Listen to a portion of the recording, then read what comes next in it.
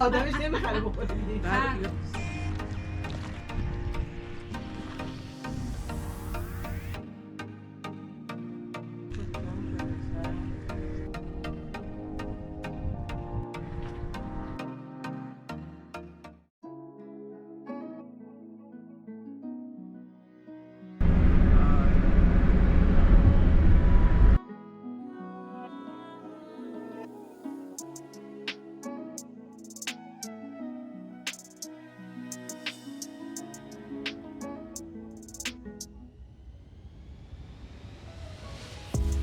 اینجا این مسجدشه، مسجد باغوه.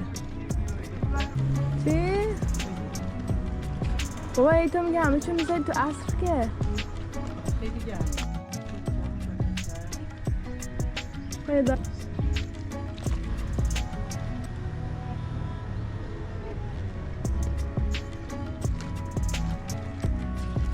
برچو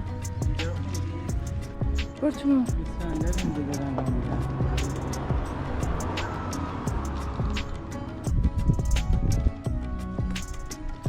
اون یکی بازه.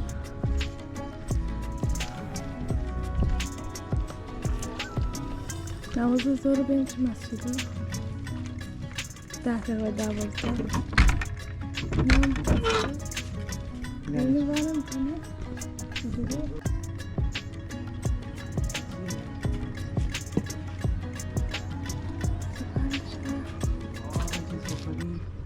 کرک و بونگردی باغون.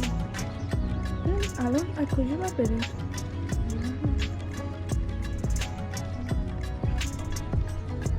یه دور بزنیم خسته شدیم نمیشه.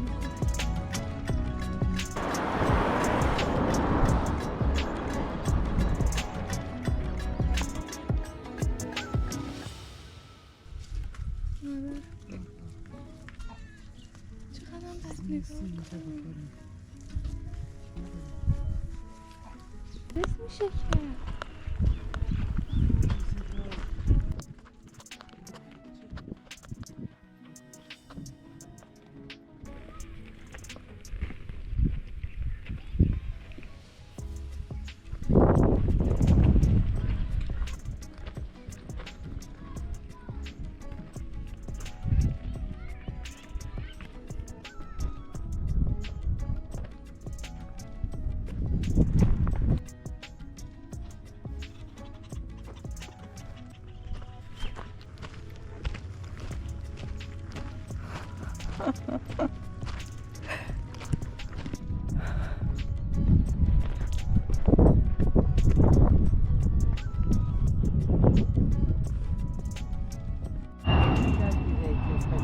بکنم تازه پشت میاد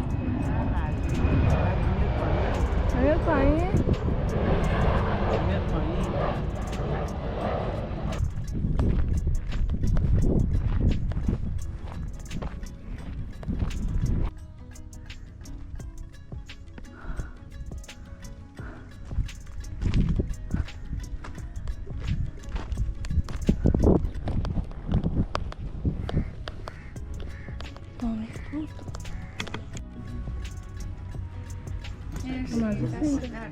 این کرکشون دمیه. دو روزه اینجا آدم میبینه خیلی سخت احساس میکنه. خیلی میاد. ما از تهران فرار کردیم. سال پیش. چیزه نکن اولش به نظر من خوبه، سکوتش، آب و هوایی که مثلا پاییزش، زمستونش که خوبه. آره. آدمش نمیخره بخوره دیگه. یه خربزه اینقدر فالوورم جمع کنم. اینا فیلمامو درست میکنم میذارم تو یوتیوب. هم بلاگری؟ نه همینجوری چون چند تا دوستای خارجی ندارم، اونو یه انگیزه شد که چیز بکنم. یه پیج بزنم، صفحه درست کنم که از ایران براشون چیز میذاره، فیلم. اوایلش دید خوب ایران.